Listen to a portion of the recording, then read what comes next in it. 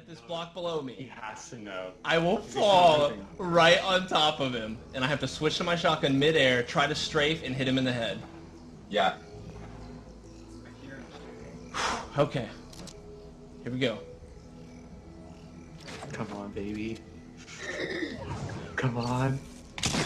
I got it! I fucking got it! This is what made Fortnite the best game ever. From friends just hanging out in their mom's basement and beautiful moments like these to 2 million doing sahur doing the 6-7. Fortnite is the biggest video game in gaming history with about $42 billion in total revenue, an absolutely incomprehensible amount. If you don't understand how much money that is, in Fortnite terms, that's almost 3.7 trillion V-Bucks, which can buy you about 2 to 3 trillion Fortnite skins. Fortnite used to be a game that everybody loved, but recently it has become a hot topic debated daily.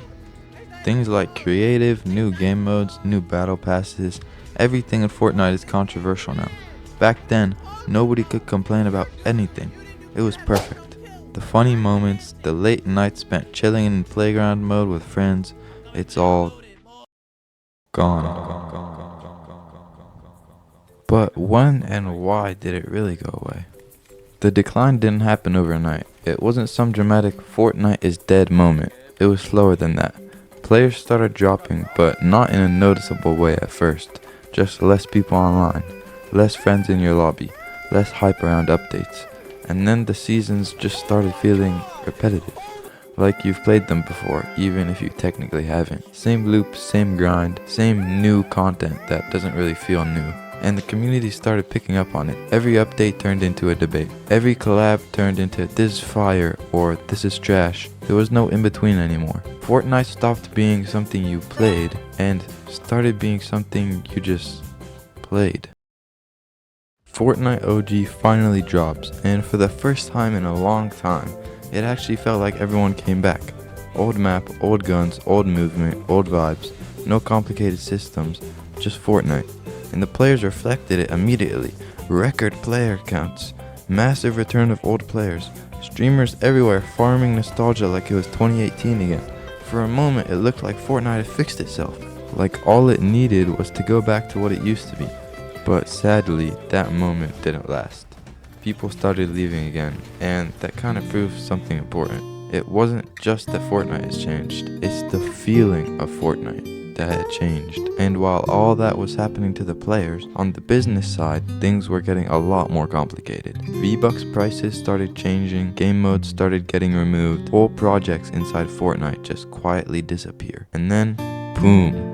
Over 1,000 employees laid off from Epic Games, and the reason given is basically just costs are rising and engagement is down, which is weird because at the same time Fortnite is still making billions of dollars each year. So now it feels like two things are happening at once. Fortnite is still one of the biggest games in the world, but also a company behind it is cutting back like something's wrong. And that disconnect is where a lot of confusion comes from, because from the outside, nothing about Fortnite looks like it's failing, but internally, something is clearly going wrong.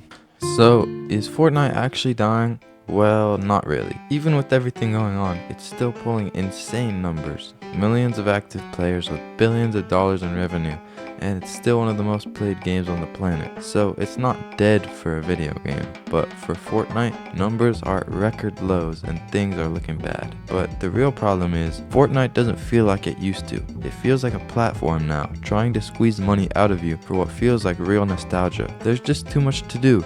Creative modes, user-made islands, brain-rot box fights, it's all just entire minigames inside the true Fortnite Battle Royale. And if that's where Fortnite continues to go, who knows where Fortnite could be in a couple years, especially with the release of GTA 6 coming this November. Here's my take. Fortnite is a game I've always loved, ever since I got an Xbox when I was 8, and I played my first game landing at Frenzy Farms. It transformed into a game that I rushed home from school to play with friends, to grinding points in arena mode and creative minigames. For me, that was a big shift, and it made me realize where Fortnite was going. Sadly, I quit the game a couple months ago, and sometimes I still think about all the good memories I made with friends, but I realized that they were in the past. Overall, the future of Fortnite is looking dire, and we don't know what's gonna happen. But now, all we can do is hope that Epic Games knows what they're doing. And with that, Babsky out.